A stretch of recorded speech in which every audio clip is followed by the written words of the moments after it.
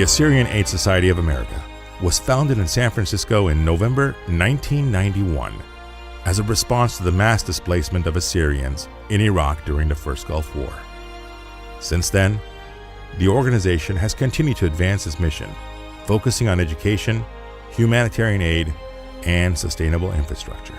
From establishing and sustaining the Assyrian K-12 school system that educates thousands of students in 60 schools every year, to providing daycare services for working families, delivering much-needed medicine and basic medical services to underserved and remote areas,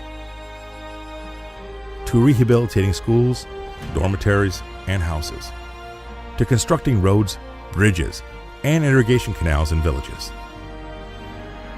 to providing essential social services to the elderly and the poor, as well as aiding a growing number of refugees fleeing war and religious persecution.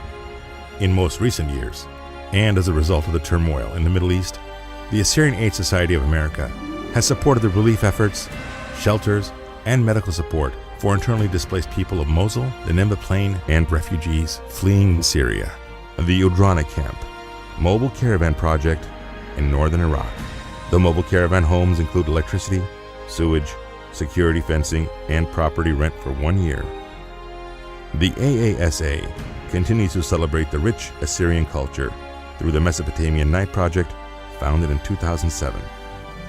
The Assyrian Aid Society project has achieved significant accomplishments in not only setting the bar for promoting the Assyrian arts, but also strengthening its humanitarian efforts. 25 years later, after first being established, the Assyrian Aid Society is still here and still strong. The most trusted and the most respected Assyrian charity in the world. The Assyrian Aid Society of Iraq has been nominated for the 2016 Nobel Peace Prize. The Assyrian Aid Society of America, honoring 25 years of Assyrians, helping Assyrians.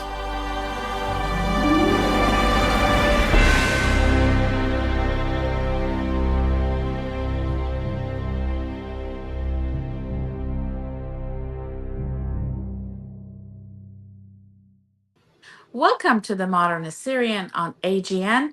My name is Carmen Morad. Today, I am pleased to have two very special leaders in our communities, President and Vice President of the Assyrian Aid Society of America, Renya, Benjamen, and Natalie Babella. Welcome to the program. All right, Basinta, thank you very much for having us, Carmen. It is truly an honor to have two leaders of what I call the younger generation to lead one of the most prestigious organizations, the Aid Society of America, Ositat Udrana Achtanachle, that has a very special place in all of our hearts. And I would like to begin by the president, Renya. Please introduce yourself, give us a brief background of what you do and how you got involved in such a powerful role of such an organization. Thank you very much, Carmen. Again, it's an honor for us to be here representing not just the 10 board members of Assyrian Aid Society of America, the 7 chapters across the US, but also all of our donors, all of our sponsors and supporters. So the Assyrian Aid Society of America was established in 1991 in response to the Gulf War and our people's situation as they were refugees in northern Iraq. Our parents and grandparents saw it on TV and felt helpless. And this was one way that we can help our people in north of Iraq that were escaping. From that, it has grown to many different sectors, as we'll touch upon later in this discussion. But there has been a lot of insurgents and genocides and ethnic cleansing and wars in the region that have allowed Assyrian Aid Society to respond. And because of Assyrian Aid Society's position and trust in the community, we were able to respond. And so where my role came in, I was in Canada during ISIS. And that's when I got involved really heavily in Assyrian Aid Society. My family's always, and myself from a young age, we've always been supporters, but I heavily became involved in Canada. during that time, and then moved to the US and joined the organization, which, Assyrian Aid Society of America is a very renowned, respected organization. And it was a privilege really for me to be invited to be part of this organization. So I started as a chapter president in Chicago, and have worked, alongside the board members to serve the organization. Thank you so much, Renya. And I so do appreciate the background that you offer, because when we look at the founder, the late Narseh David, of this organization, and it was based on aid and education, but there is so much more that this organization does. And the fact that it was actually nominated for a Nobel Peace Prize is so impressive as far as integrity and trust of not only its donors, but those on the ground. Tell us about some of the major work that you are working on that our viewers should know about. So before we get into the details, and I'll ask Natalie to get into some of the sectors and projects that we work on, I do want to emphasize, the word trust and transparency. And the reason why Assyrian Aid Society has been around since 1991 and has been supporting our people, are very resilient people in northern Iraq, and surrounding area as well. Though our work is primarily there and in Dasht Nineveh and the Nineveh Plains, we do help Assyrians. We've helped Assyrians in Armenia and elsewhere as well.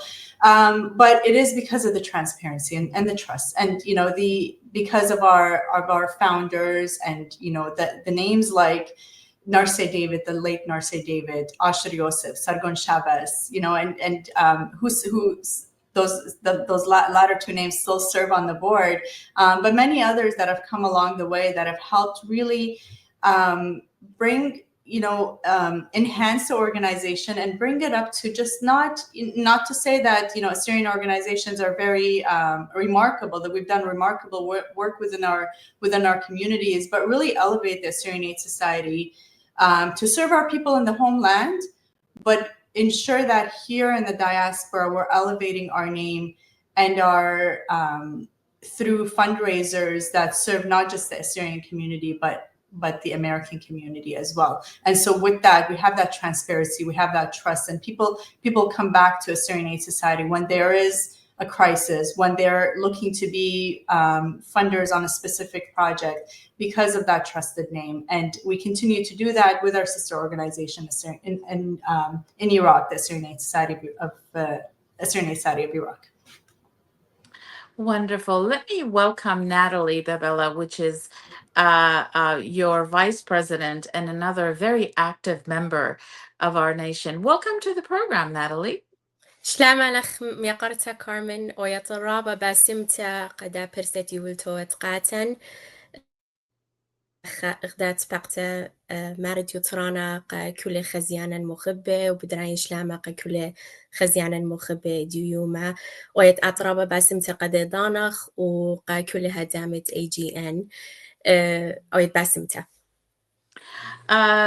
بشينتي تد ألدا خرزة أزستا او اتلي قارا قا شولا وبالخانة وادت قا دا خوبت اتلخ قا أمتا همزمتن بقارم دويا بلشانة إنجلس أو بلشانة يما سبب أنا نقيت لاقي كتخا برسوبة قد إلى برجانا سباي برمش شولانة سيتت أدرانا مودينا او أديو أخنوخن بيبيتون خا أمبورا قا قشقانا مقبة او مضيتون قاتن بمود أرخات أخنا كم سقابة خيرانة بلديخ أو رينا إن بس مالوخون مدي منقى برجان ديان مدينة إن projects جورة قد هل عادية بليختون أخنوخون الله أو مودي لأي project خطة قد همون فانتوية رابا من تيانتا كمد بجرابا نملتن شمي بازو ويت باسمتا كارمن قدا بقارخ دخت مرخ بكت سامد دها خرزة بدخل بليشانة إنجليش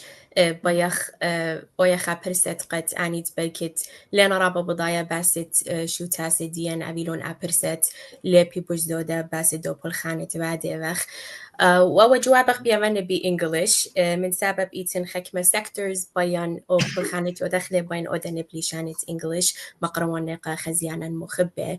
So as Renya touched upon in her introduction, the establishment of the organization was after the first Gulf War, and the reason why the organization was created was to meet the humanitarian needs of our people in northern Iraq. And so ever since then, as you can imagine, we've run into, as a nation, many crises in that country. And so it's always been an essential category, an essential sector of the work we do. And especially being a war-torn country like Iraq. So to this day, as needed, we are distributing food and hygiene products, fuel, medicine at no cost or very low cost in some cases, gifts for children during Christmas, and so on and so forth. People who need that cheer, to meet the basic needs of our people there. And so shortly after the war and, things settled down maybe just a little bit, the humanitarian aid programs quickly expanded. And then at that point, one of the first things that Assyrian Aid Society wanted to tackle was education, because as you know, it is a powerful tool for any nation, and especially our nation. So the organization instituted the teaching of everything, the entire curriculum in the Assyrian language. We have about 2,000 students in 23 schools in northern Iraq, and everything is being taught in the Assyrian language, so all the subjects. So this plan from the very beginning, it required action in different areas. It's not, something that was easily implemented. So we still, to this day, are working constantly to ensure that we meet the educational needs of our students. So some of the areas I'll touch upon is the translation of the books. So the curriculum in northern Iraq is written in the Kurdish language. So what we do as the organization, because that's not something the government provides, what we do is we have to translate. We have an educational language committee that translates the entire curriculum for all the grades, so primary and secondary schools, into the Assyrian language, and then we are responsible to cover the cost of printing them. The other major area that we've had to cover for many years is, just to give a little bit of a background, these are public schools. However, there is lack of funding and support to an extent from the local government. So as an example, if there's no local teacher that can teach, let's say, a biology class in the Assyrian language, because there's, what the local government will do is they will offer to bring in a teacher who can teach the class in the Kurdish language. They'll say, we have a teacher nearby who could teach it in Kurdish. So to preserve, as you can imagine, the Assyrian language in these classrooms, the Assyrian Aid Society hires these, what we call lecturers, to come from a neighboring village, an Assyrian lecturer to come in. And we have to cover the salary of these teachers because it wouldn't be covered by the government. And then we also cover the transportation cost for them coming from the neighboring village as well. So the other few areas of education is, these schools, they have the bare minimum. They're not in the best shape at all. Some of them don't have, I'm talking about maybe 10 years ago or so, they didn't even have computers. Like, they would learn about how to use a computer without using a computer. So maybe 10, 15 years ago is when we really started to say, hey, we need to get computers in these classrooms. And more recently, in the past few years, we've been, thanks to, of course, all of our sponsors and the organizations and churches that have donated, we have been buying equipment for these, creating what we call these science labs. And the other major area of education is renovating them. Again, we're not seeing any funding from the local government to renovate the schools if there's, damage to the roof or the paint or the desks. So these are all costs that we cover as an organization. And as a result of a lot of these, maybe turning some of these classrooms into science labs or computer labs, we have our main high school in Nuhadra, also known as Duhok. It's called Nasiban, the High School of Nasiban. We've had the opportunity to expand it and add more classrooms because we were using some of the space for these new science and computer labs. So that's to cover education, to summarize it a little bit. There are a few other categories. The other category is medical. So we have a lot of medical projects that include free or at no cost or at minimum cost medical clinics, and we have a pharmacy. We have a main pharmacy in Nohadra, and we've had a pharmacist with us, the main pharmacist. Bless him, he's been there since inception. If you walk into the pharmacy, you'll see his picture from the early 90s hung up in a picture frame. And we also have something that started in around 2015, 2016, I think, was the mobile clinic. So it's the main pharmacist along with a doctor. They travel to all these remote villages to offer free medical services to the villagers. So it's a basic, I would say, examination, and the pharmacist brings all the medication with him, whatever he knows people, he has everyone's prescription. So if he needs to refill anything, he'll bring it with him. So this mobile clinic is maybe affecting about 600 to 800 people per month, which is a very a large amount, and we are not necessarily able to run it every month, but thanks to our donors, we are tackling probably a few months out of a year, which has been very beneficial, and the villagers are very grateful for this service. So that's the medical piece.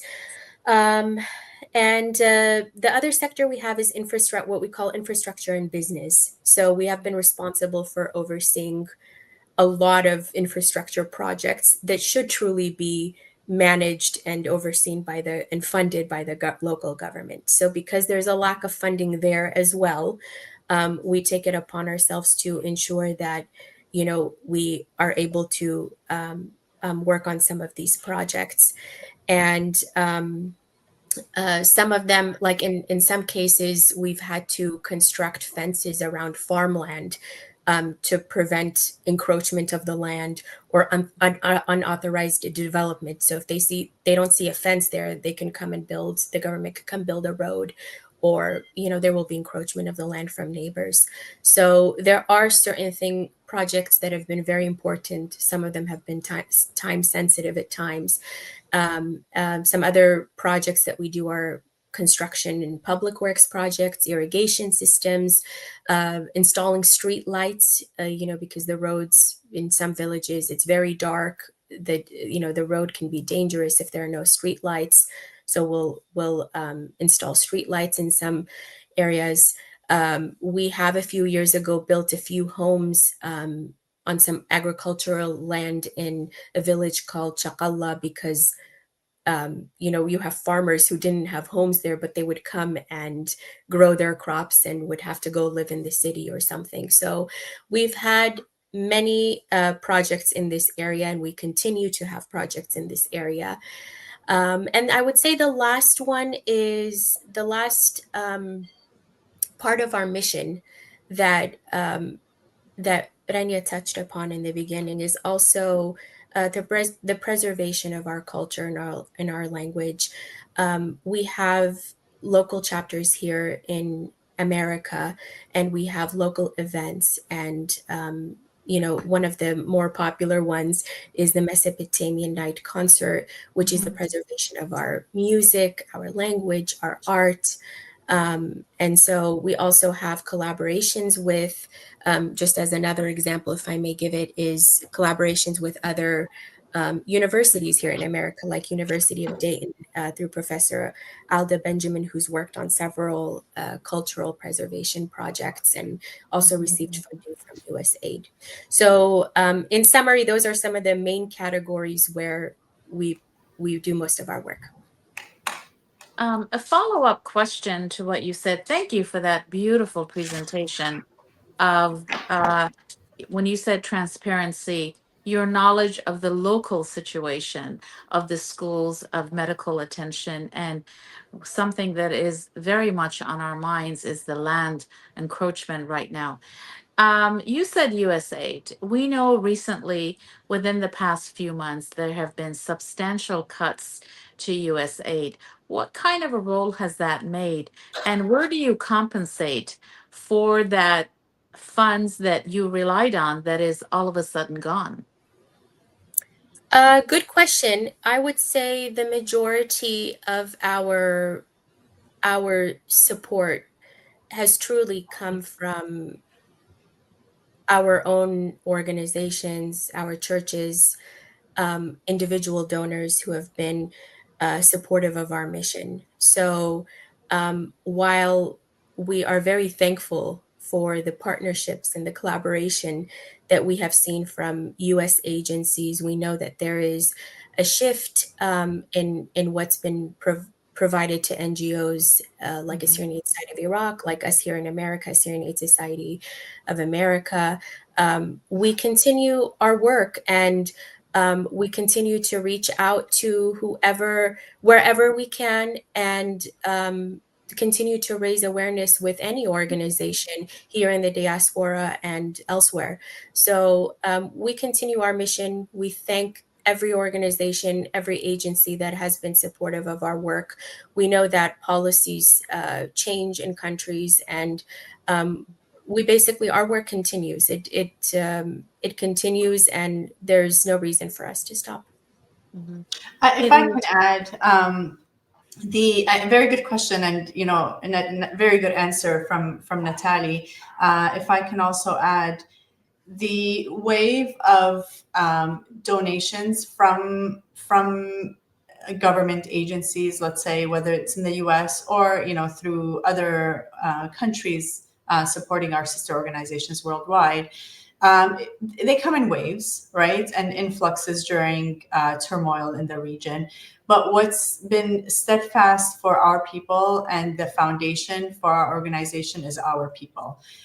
When we talk about education, which is the most important pillar for our organization, is that the education system that was established in 1992 that Natalie talked about, even during COVID, when we had limited funds, even during wars, we have ensured that we continue to fund that organization, that education, so that our schools continue to be open.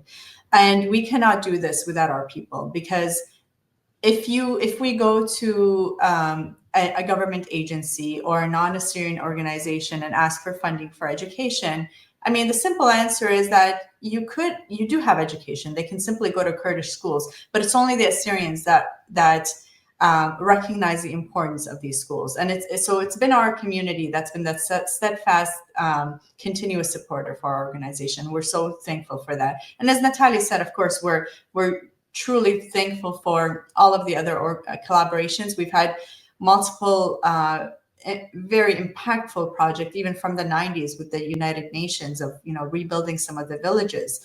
Very impactful projects, and we'll use that whenever they come. But it's our community that we always rely on.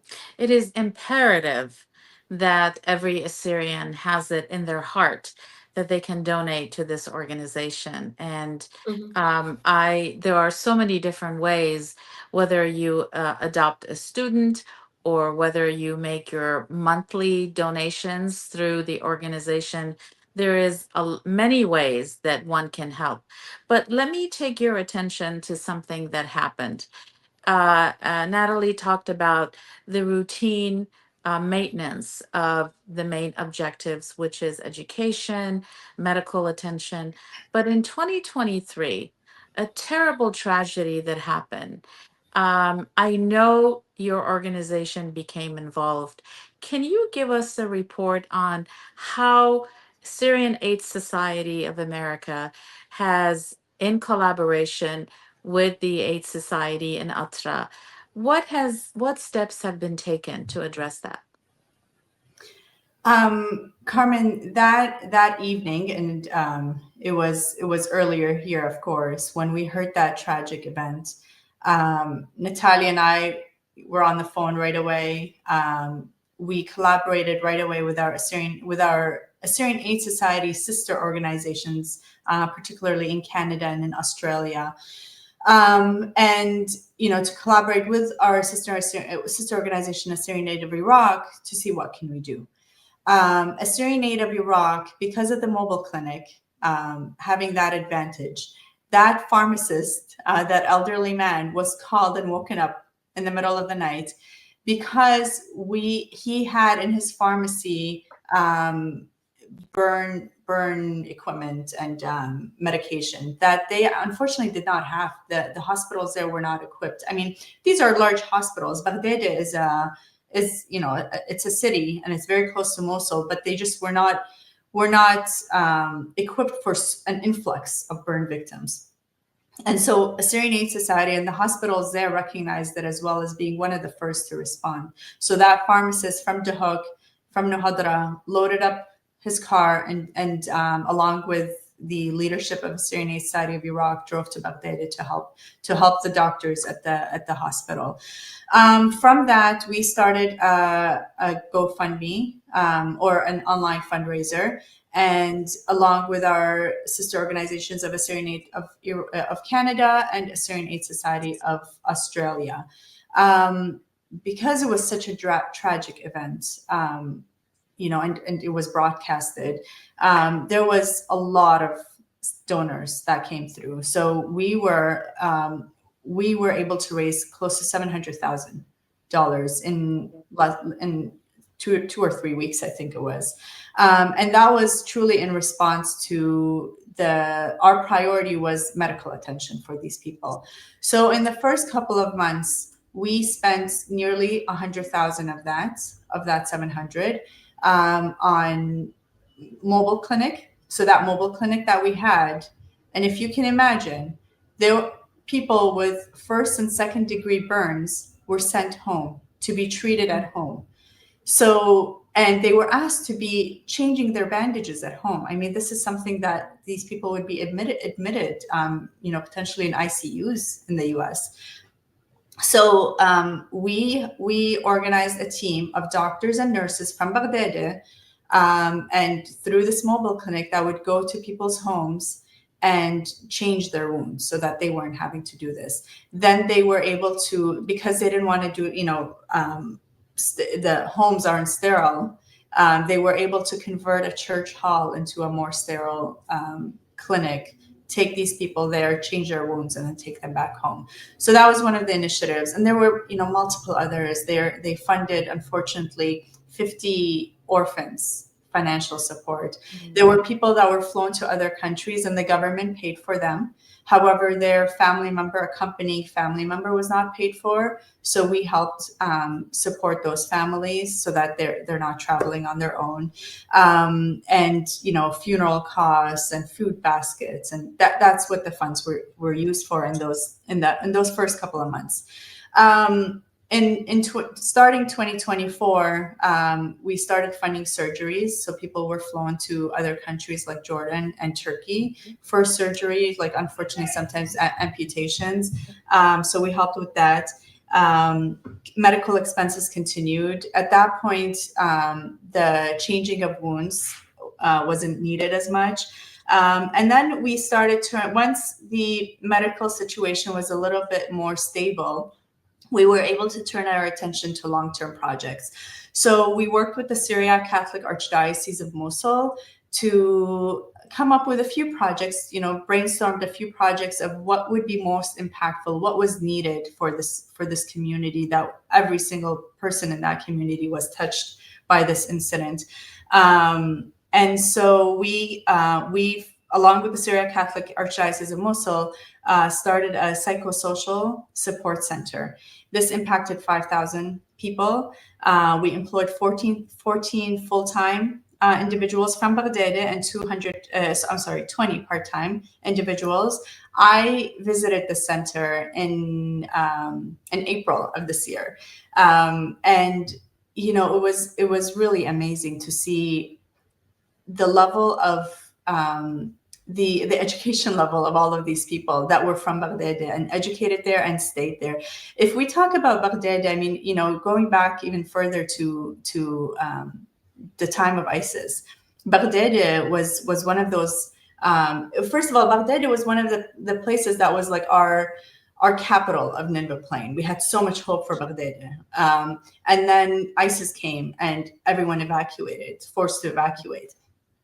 These people returned, they rebuilt. I visited Baghdad right after ISIS was driven out and after the liberation of Baghdad, and half of it was destroyed. I mean, it was, and you would see shops and homes and I visited homes that had the clothing line of baby clothes that were left drying before ISIS came in, and they all had to escape. But these people came back and they rebuilt, and they're very resilient and they're very educated. And if you walk the towns of Baghdad, it's a small city, very close to Mosul, so they've got great jobs. Or potential for great jobs. So we were able to employ 3 psychiatrists.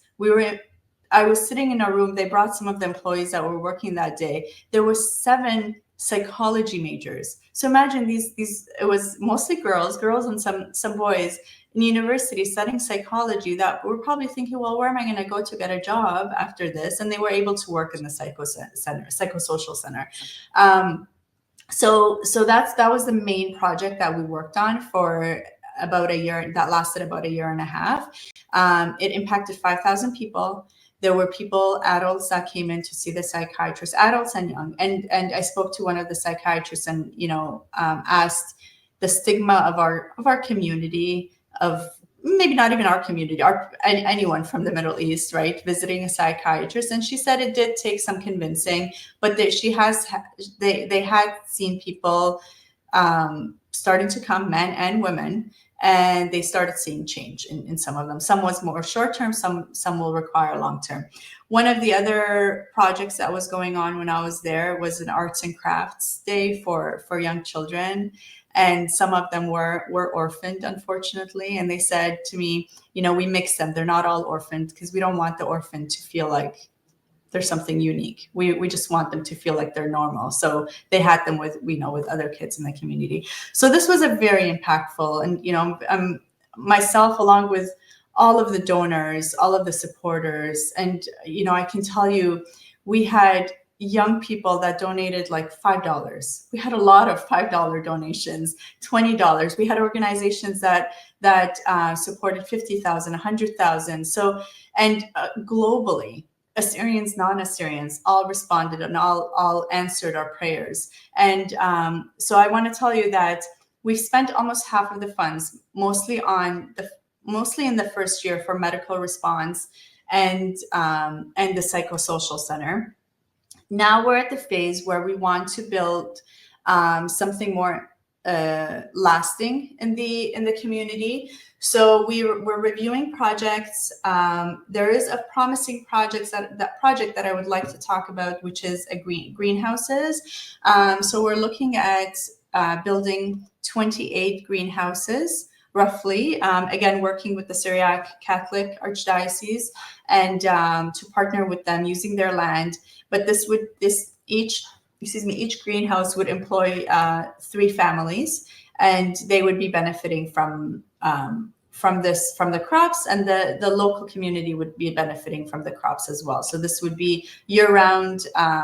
They sell the product, the funds go back into the community. The priority will be given, obviously, to the victims of the Baghdad wedding fire and families that have been impacted. So that's a project that we're hoping to kick off. It's very promising. but hopefully shortly we will be kicking this project off. I am so impressed with the fact that you pay attention to the well-being and the mental health of our people as well. You are attending to the whole person, the complete package, paying attention to the psyche of children, of the adults, and how they're feeling. Because we have to not only provide what one needs, but it becomes about the mind, body, and soul. So that is what so impresses me, to provide hope as well as material. And in closing, what is it that you are leaving a message of hope along for our viewers? And again, I'm going to ask, how can every Assyrian within their own means be a part of this amazing organization and donate? And how can they in local organizations be also contributing and be helpful and useful? I would like to take this opportunity to share a project that we have piloted for just a few years. It's a project very close to our hearts as volunteers of this organization. And as we're looking to the future, what could we do to improve the situation of our people in Iraq? And how can we empower them to be self-sufficient and live a happy life, a comfortable life there?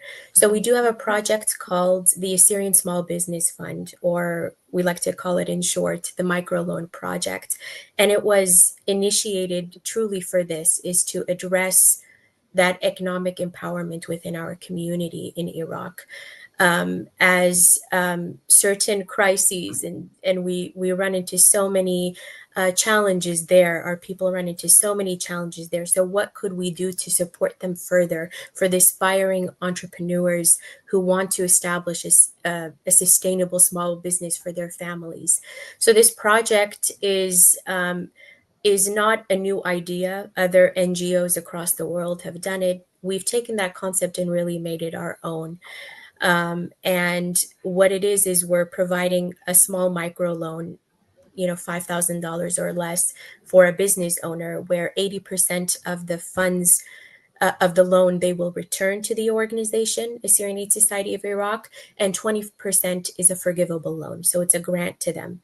The 80% that is a loan and they need to return, they have 27 months to return it as they start their business, start making an income. And we recognize that a project like this is a powerful tool to break that cycle of hardship that our people see there. And if you ask most people there, well, what's one of the challenges, one of the main challenges that you are facing? And oftentimes it's, we don't have an income. We've studied in the university, or we have land and we can grow our crops, but we don't have the means to do it. So it was an opportunity for us to finally pilot this project and start it and say, okay, let's see where it takes us. And let's see if there's an interest in the community for it. And we were really, really very surprised. Without doing much of a public marketing campaign on it, just by word of mouth and a few people that had received the loan, we had like an influx of all these applications come through. And again, without really doing a campaign or doing any kind of presentation on it here in the diaspora. So currently the project has made great strides. We've successfully funded over 25 new businesses now. Assyrian Aid of America, here we have funded 13 of those 25. There are some funded by another, I believe, European organization. And the rest have been funded by whatever is being returned to the Assyrian Aid Society of Iraq from those loans. They're pouring it back into other businesses. So the Assyrian Aid Society of Iraq has a team that's running this project, and they're managing it pretty seamlessly. But more importantly, they are fostering that strong network among the loan recipients, among the community, and they're creating this like shared sense of purpose, in in working, making your income, becoming more self-sufficient. So looking ahead, we really aim to expand projects like this, and specifically this one. We want to increase the number of funded businesses. We want to maybe enhance training down the line and support services. Our goal is to create that sustainable model. So not only to provide, again, financial assistance, but also encourage that long-term economic growth within our community. And we cannot do it without the support of our people. So for anybody who sees this as an exciting new project, something that they would be willing to be a part of, give any ideas if they have been involved in anything like this in any other organization, we're always open to ideas, to volunteers who can help us with the marketing of this. There are so many ways that everyone could pitch in and do their part. So we invite every member of the community to join us in this cause of spreading, the word about this important project. The other few ways I would say that if anybody's interested, and I'll maybe let if Renya has anything else to add, would be I just want to say thank you to all of our volunteers. This is mainly a volunteer-led organization. I can't begin to name people because there have been so many people who are an integral part of this team. And the work does not move forward without the volunteers. And of course, that's in partnership with all of our donors, individual donors, organizations, churches, you name it. And then partnerships even we have within Iraq. So we've been working with a lot of the grassroots organizations there, which is that the student group, the Khwiatit Yalope, the Assyrian Women's Union of Iraq. I mean, these are organizations that have had numerous projects, some targeted towards women, some towards the youth, and we help as much as we can and support supporting their projects. And we touched upon this as well, but we're open to partnerships with non-Assyrian organizations. Any opportunity we get to work with other organizations, agencies here within the U.S., it's our duty to raise awareness about the current situation and the current challenges we face as a nation. And I think, Carmen, you mentioned this earlier, but we do have programs like the Adopt a Student, the Lifeline Pledge. So for the people who don't have the time to donate and they would just like to donate towards certain programs, we would be more than happy to have you become a part of this family. And there are some individuals that say, hey, I don't want to donate on a monthly basis, but I would like to sponsor an actual project. So, some folks are interested in the medical sector. So they'll say, could you send us some proposals for the medical sector? And we do that. And then last but not least, this is something that we have started in the past few years, Assyrian Aid of Iraq, in collaboration with here, Assyrian Aid of America. We spearhead this trip called the Atra trip to northern Iraq every year around the Khabnisan time, Assyrian New Year time. And that's an opportunity to go see the work that they're doing firsthand, meet the wonderful staff of the Assyrian Aid Society of Iraq. And it also has that aspect where you're visiting some historical sites, going to some Assyrian events, but most importantly, also meeting with the locals, talking to the locals, just having that heart to heart and building that bridge between people here and there, people maybe who have never been there before. So it's a wonderful opportunity. There are many ways that we can all contribute to the success of an organization, a charitable organization like the Assyrian Aid Society of America. And again, thank you to everyone who's been a part of this mission for so many years. Carmen, Yes. I hope we have painted a picture of our people in the homeland as resilient people. The importance of what we do here in supporting our Assyrian brothers and sisters, and in supporting our continuation in our homeland, in our ancestral homeland, as people of privilege in the diaspora, right? If we want that homeland, if we want a land to return to, as in Atra trip or Gishru or whatever it is, or if we even want to say that I have a home there or we have land there, that is ours, and be proud of that history, we need to support them. And they're not people that are asking for help because they have the means. They do not have the means.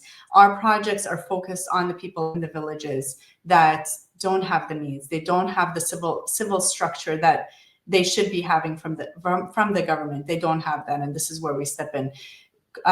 Cultural preservation is important to us, and this is where we step in, and important to them. They're very proud Assyrians, and they're carrying our name, our legacy, and this is why we do it. You know, you started the interview of why do we do it, or why do I, and it's for all of us, myself, Natalie, all of our volunteers that we're so thankful for, our volunteers, our supporters, our donors. And I hope by the end of this interview that if you're not a volunteer, donor, sponsor, you'll be one of those. You know, I hope we have convinced you that it's not for me, for Natalie, or even for Assyrian Aid Society of America. It's for our people in the homeland. This is why we do it. And please, we have 7 chapters across the U.S. In, you know, Assyrian concentrated cities. Please volunteer. These are all, it's volunteer funded or volunteer run organization. They pour their heart into this organization and into the fundraiser that they're hosting. So volunteer, or at least attend the fundraisers that they're hosting. It would mean the world to us and a world to our people in the homeland. Thank you very much, Carmen.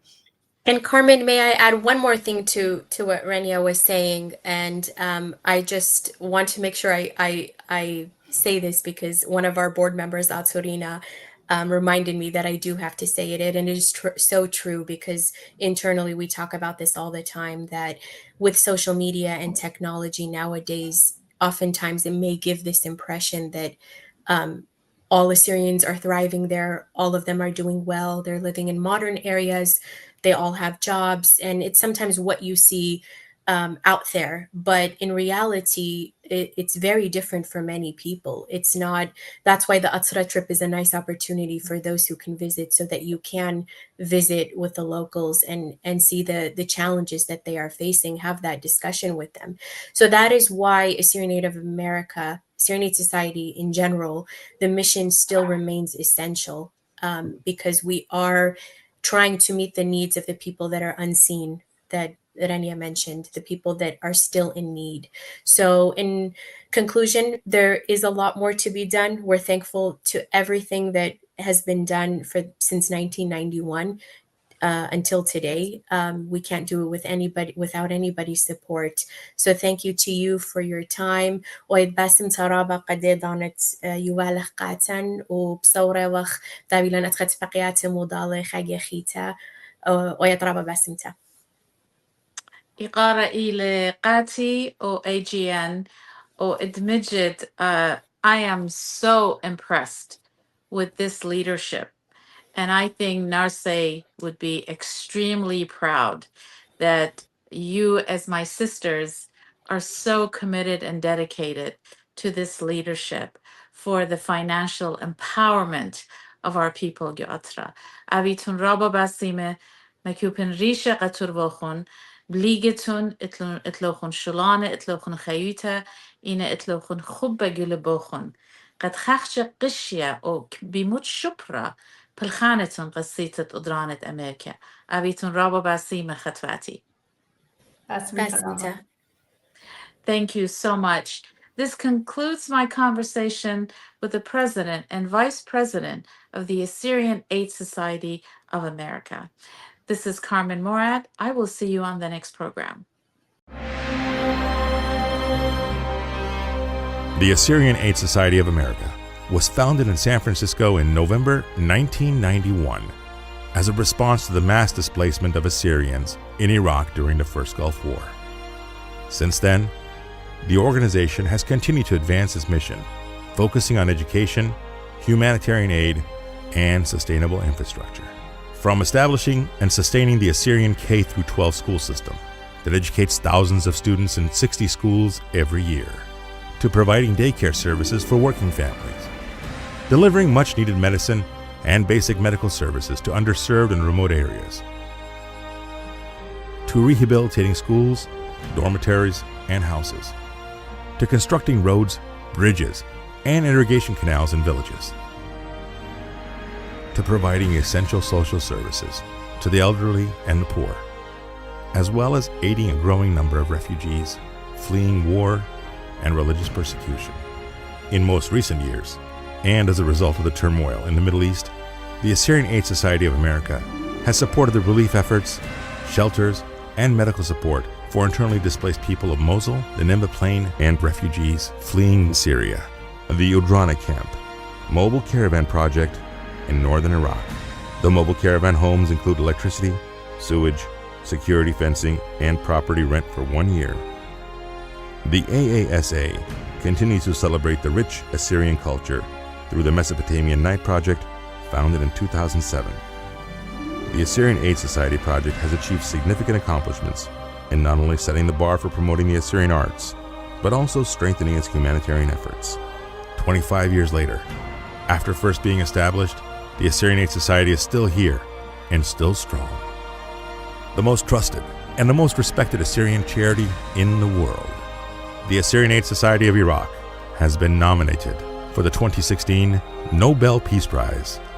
The Assyrian Aid Society of America, honoring 25 years of Assyrians, helping Assyrians.